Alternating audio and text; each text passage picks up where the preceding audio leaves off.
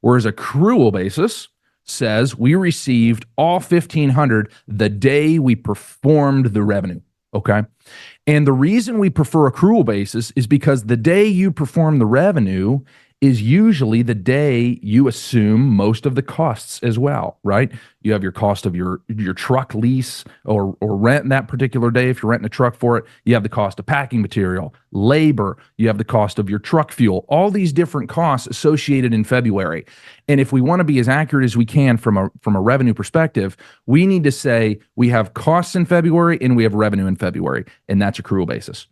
It's not to say that if you look back on the trailing 12 and average things out, yes, your cash basis will be correct. But if you're looking period to period or month to month, that's why we prefer cash basis. Okay, so revenue, we prefer accrual basis. Revenue, we prefer accrual basis. Okay, there's revenue. Now let's move down to two other sections of the income statement or the P&L.